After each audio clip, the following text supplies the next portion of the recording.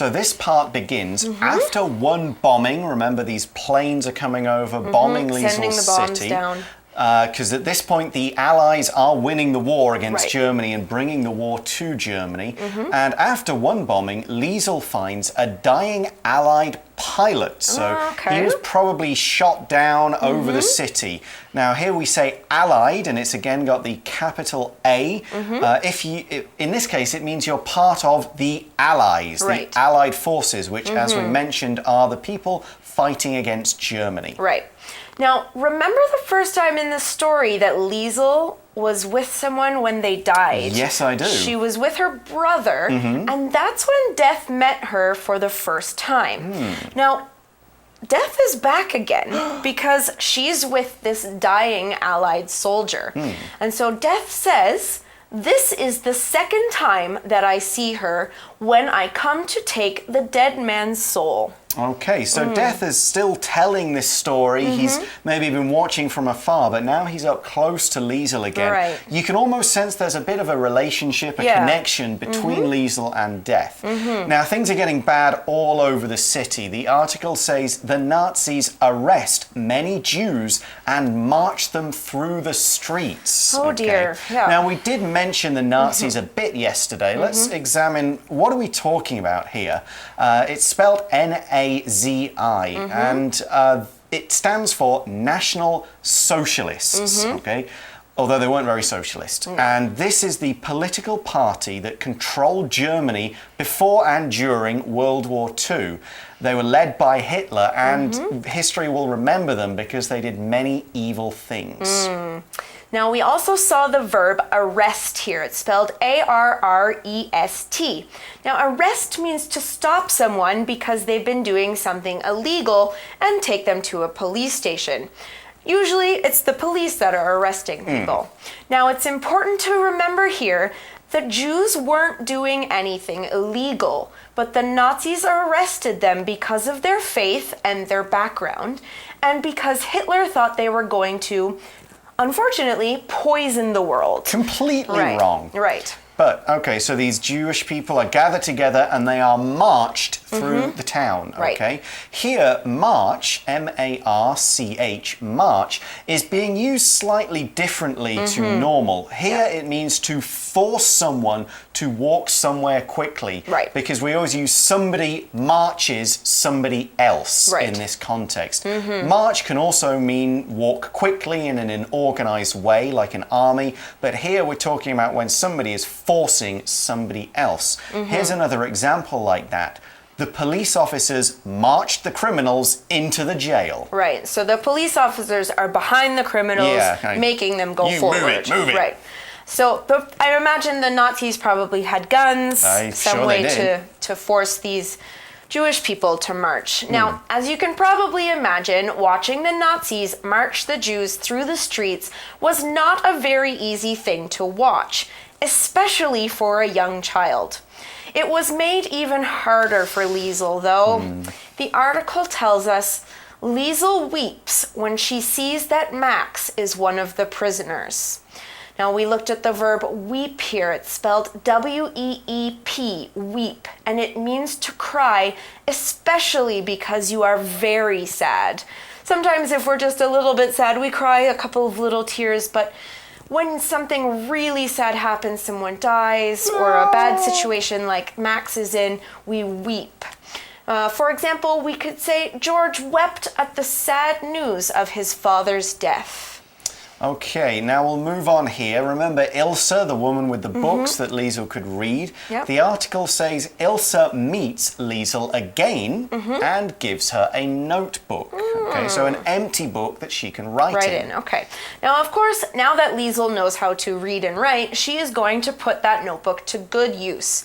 The article says Liesl starts writing her life story called The Book Thief. Now, you might remember the word from yesterday. We used the word autobiography. All right, so that's what she could be writing. That is exactly what Liesel is writing. She's writing her own life story. It's a book telling about all the things that have happened in her life, all the sadness and all the pain. Okay, so we can kind of tell that she's suffered a lot, she's experienced a lot. Right. And this is what she's writing about in the notebook given to her by her friend.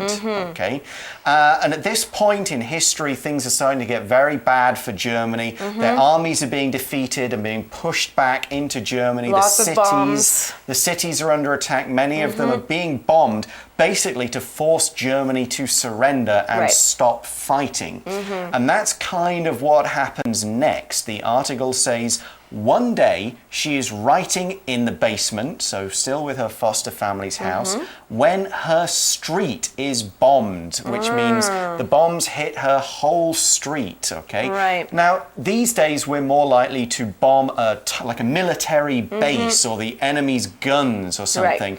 But in big wars, unfortunately, people bomb cities just to force them to say, okay, it's got to stop. Right. And that, unfortunately, is what did happen in the Second Germany. World War, in World War II. Yeah. Now, unfortunately, this is more bad news for Liesel. It just keeps coming. The article says her foster family, Rudy, and the rest of the neighbors are all killed in the attack.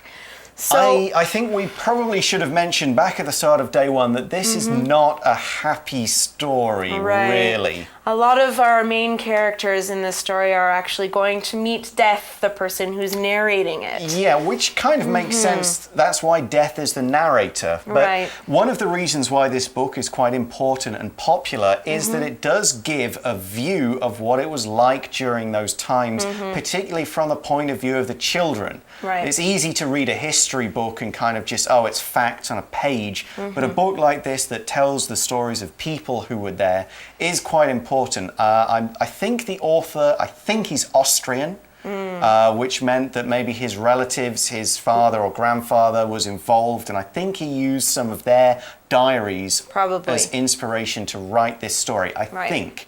I'd have to go and check that out, something you guys can look up as well. Yeah. Okay, back to the story. We know, sadly, that all of Liesel's friends, her family, her neighbors, they have all been killed in this bomb attack. The article says, seeing all her loved ones die, Liesel drops the book, that's her notebook she's writing in, on the floor in a state of panic. Here we're using the word panic as a noun. It's spelled P-A-N-I-C, panic.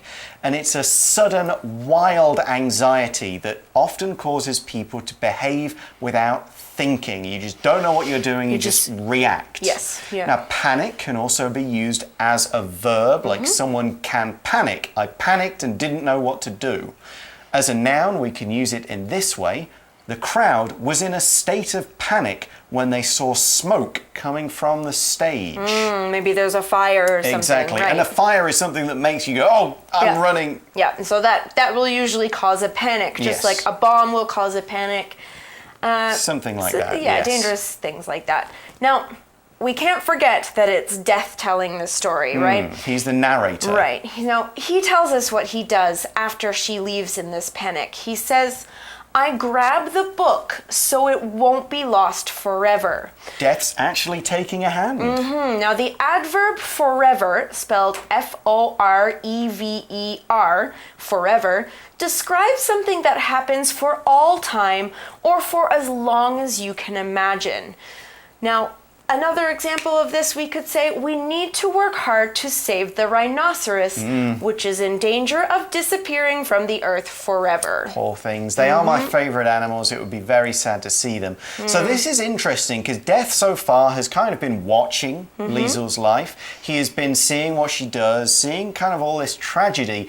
And you can imagine that Death is actually getting affected. Right. Okay, maybe he's got a heart. He's not just a giant kind of monster, and he doesn't kill people. People He just kill takes themselves. them. He just looks after them afterwards. But here, he's actually decided to act. He's so kind of sorry for what has happened to Liesel, and he really wants her book. He thinks this is important. This should survive. Yes. So he kind of grabs it and he will keep it himself.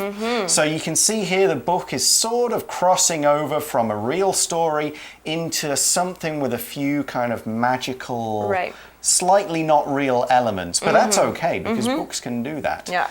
Now, what we do find out next is that Liesl survives the war, okay? She manages to not die, she escapes. She moves to Australia, which is great for her because it's about as far away from Germany as you can get. What's more, she moves to Australia and lives a long life, okay? She's probably got these bad memories, but she has moved to Australia, got a new life, hopefully has been happy. Yes. Now, in the last sentence, we see that death. Now, let's imagine him as a person. Big, tall skeleton in a black robe with a scythe. That is quite traditional. Is not the bad thing that we always think of. Pat just mentioned that. And he's trying to help Liesl here. Now, this helps us identify with death. It helps us relate to him and helps us understand him more. He says, upon her death, I give her back her life story as I take her soul. Which is quite a touching moment. It's kind of like, you know, I've known you all your life. Now you're finally kind of coming with me to wherever we go. Right. And here's your life story. Here's that book you were writing. Finish it. You've got all the time you need. Yes. And it's and it's important to you. So it's kind of giving her back the story of her life to remember it all as she dies. So it's quite a touching finish. Okay, and that's where the story ends as Liesl and Death kind of go off together with the book. That is the end of our 3-day article. So now it's time for today's For You Chat question.